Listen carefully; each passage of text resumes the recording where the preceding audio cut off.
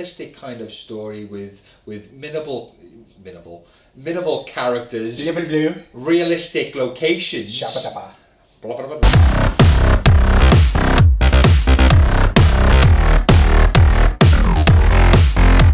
So, 2017.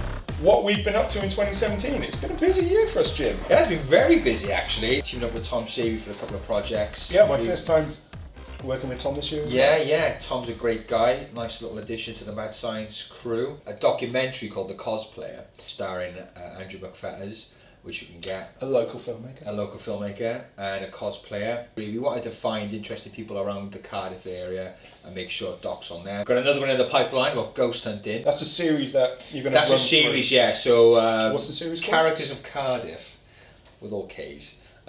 That's spot correctly. That's an odd choice. You're not aligning yourself with the KKK there, Jim, are you? I've actually ordered. So anyway, you also finished Billy. Billy completed this year. Started last year. Yeah, it's been a long process, but we managed to finish that. That's doing the circuits now in some festivals. Great short. As you would have seen, it had its world premiere at Cardiff International Film Festival. It did, yes. And we saw how that went. Very well received. The money. This is the first year that I managed to escape the day job, so the focus this year really has been filming stuff. So I came on board onto a web series called Long Shots, and I wrote Jim in, to help co-edit that. I've now left the project, but directed about 5 and a bit episodes, so looking really fun project. Yeah, met some really talented people in there who we worked with again. Yeah, definitely. Again and again, actually. Jim, you also returned to short films in directing for the first time since Alone with the Dead. Yeah. So Loner. Loner, yeah. Noticing a theme. Loner with the Dead. I'm a guy. Just that black and white thing with the sad music. Sad music. Oh, actually, sorry. I should have probably asked whether I could put my arm around you. That's my safe space. Timely! I did a photo shoot with a young actor called Wyn Hopkins, and Wyn was eager to kind of work on a project. So he connected me a few local students, filmmakers. So a little different for me. Usually I work with this guy for most, if not all, my projects that I've done. So to go into a different circle of filmmakers was quite cool. I wasn't jealous. Yeah, I met with Amy Jones, Craig McDonald, Elisabetta Jasnova. Lisa Grace. Lisa Grace. That's a lot easier to say. We can put in the show notes. Check that out. Great looking short. Made for show reels. Maybe I'll chuck it in a festival, I don't know, see what's coming up on the horizons. We teamed up using a lot of the people from Loner and a lot of people from Long Shots and a lot of the old cast and crew from previous productions. Yeah. We brought together and over the summer we shot Little Monster. Yeah, we did, yeah. My fourth feature film. Great shoot. We've talked about it previously when we showed the teaser trailer. We're now in post-production, and that was a great experience. Again, fun, man. Working with new people was great. Bringing people, together, working with new combinations of people as well. I mean, previous productions we hadn't had a dedicated costume designer. And this time we worked with Jefferson von Stock, who was absolutely amazing on the shoot. Able to Go Jeff! Yeah, thank you, Jeff. And again, we also worked with Dan Bailey. Who I worked with on Long Shots as a first AD. He came on board as a first AD, ran a very tight ship, but hey, we got a feature film done in 8 days, which is fantastic. And absolutely full credit to Dan on that. We would not have been able to do that without Dan keeping an eye on us. On the ball. But on the ball with good humour, I think that helps. You can't be a total prick the whole time because people want to punch you in the face. Yeah. And Dan has that face. Dan! Done a fair bit of promotional videos this year.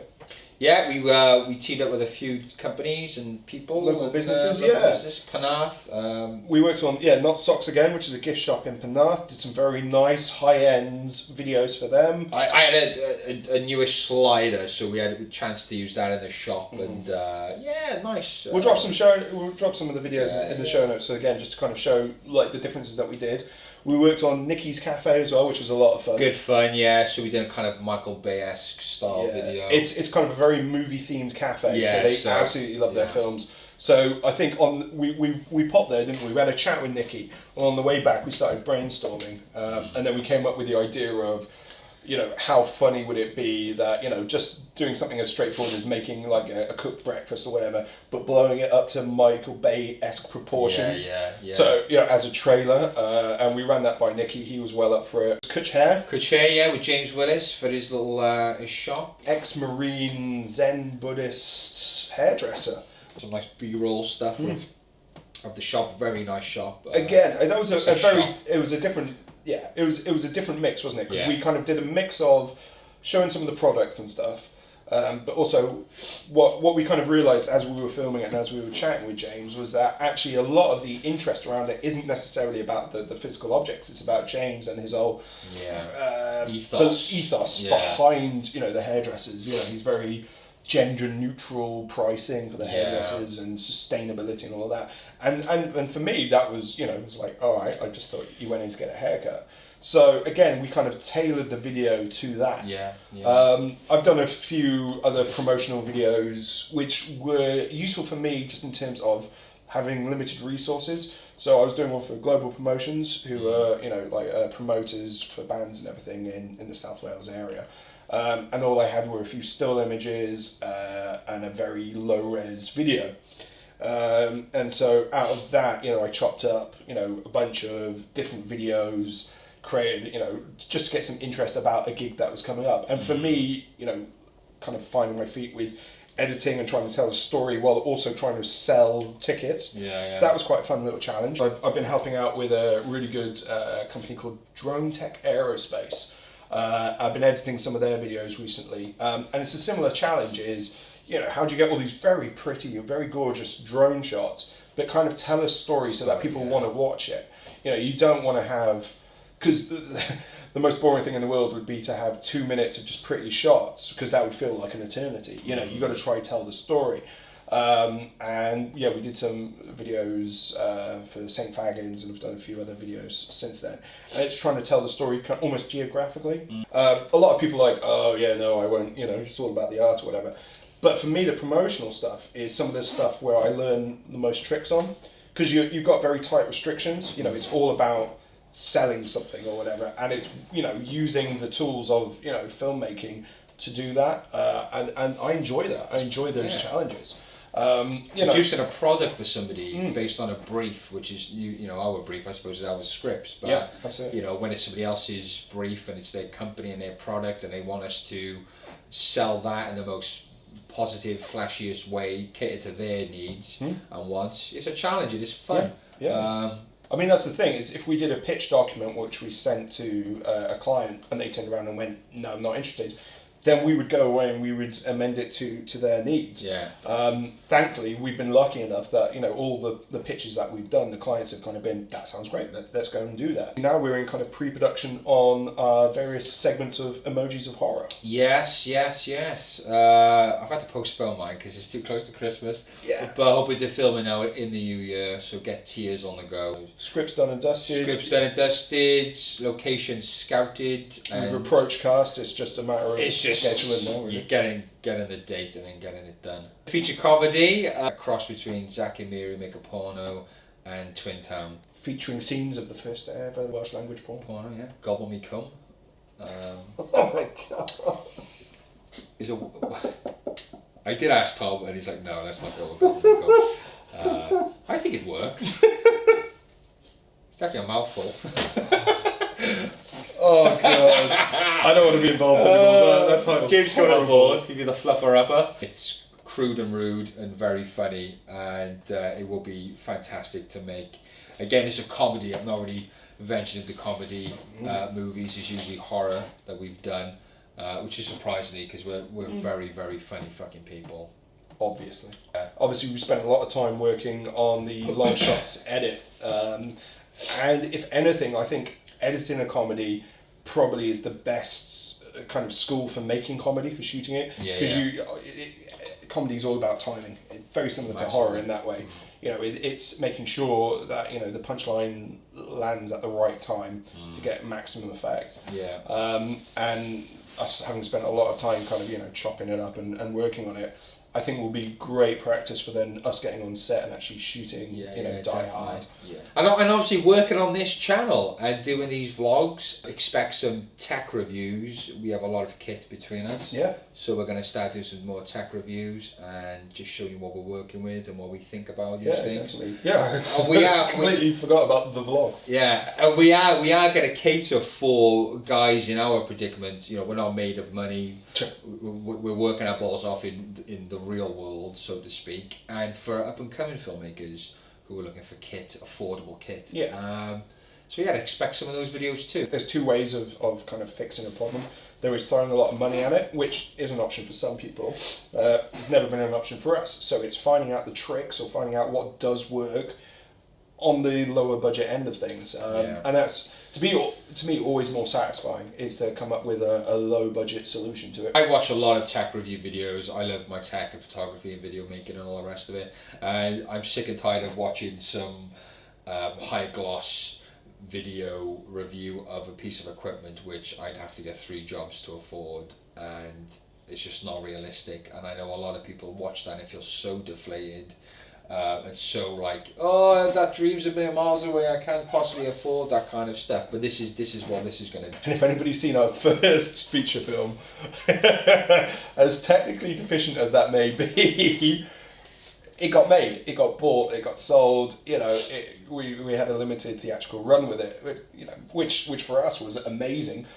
But really, it's all about the fact of, you just need a handful of enthusiastic people, basic kit, and God, like the kit we used on Night of the Living Dead Resurrection was. I mean, I've learned a hell of a lot since those first films, and I wouldn't have the balls to go back and make a feature film with what I had. If you were to lay out in front of me the equipment which I used for Night and Silent Night, Bloody Night, and say, James, go make a few. I was like, you are f***ing mental. That's not going to happen. It wasn't even basic. It was the wrong kit. it was consumer kit. The filmmakers that I respect and admire are those from the 70s and 80s, and they didn't hang around long enough to have somebody kind of give them the perfect opportunity.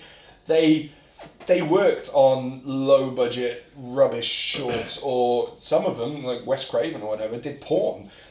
Whatever got them in front of a camera. We're not actually doing porn. No. But those guys kind of went, you know what, I'm not going to wait around, I'm just going to go and make a film. There's so many filmmakers that I've kind of met over the past few years who've kind of said, it was great what you did. And I'm like, oh cool, yeah, so when are you doing a feature? And they're like, oh yeah, no, I'm not ready, I haven't got the kit and all of this. I'm like, you've just said how much you admire what we've done, and now you're using the exact same excuse not to do it. As long as your script is logistically possible, and it's not a crazy sci-fi which is going to strain you and you've got to build a huge production set design and all the rest of it. With Jim's book, Little Monster, reading that story, realised that you could easily adapt that into a script and then make the film, because it wasn't loads of characters, it wasn't locations we couldn't get access to, it was very much doable. And that will test your writing abilities, because it's so easy to go off and just write a feature film, there's aliens and other worlds and all the rest of it, but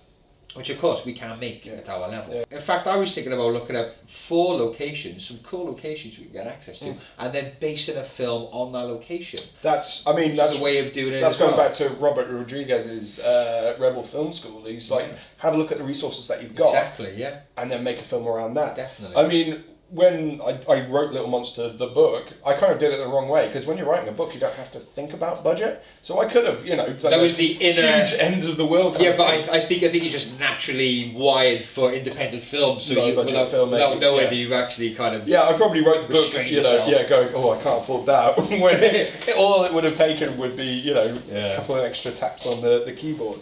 Hoping also to get Axe Godzilla, the feature, up and running as well. Probably ignoring the advice Jim just gave about sci-fi and budgets and stuff like that. But again, if you are going to have a film with Godzilla in it, if you think about the scenes where you're alluding to a giant monster, then think about how you're going to film it.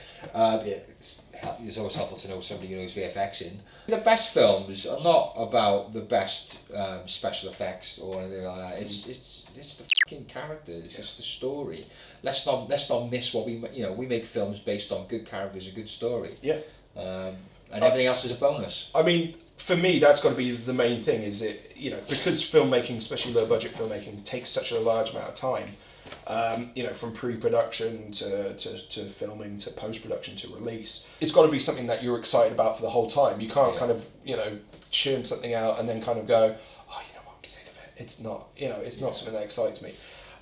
Little Monster was something that excited me because I hadn't read something using that voice, using a young father's voice thrust into that situation. Acts of Godzilla as well is kind of based on some of my own personal experiences without the giant monsters, but then, you know, sticking that in that extraordinary world or whatever. Yeah.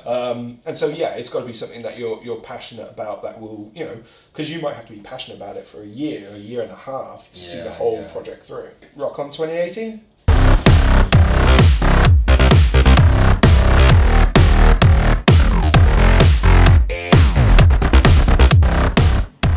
Just out of shot, Jim's got the greatest pair of Grandad slippers on.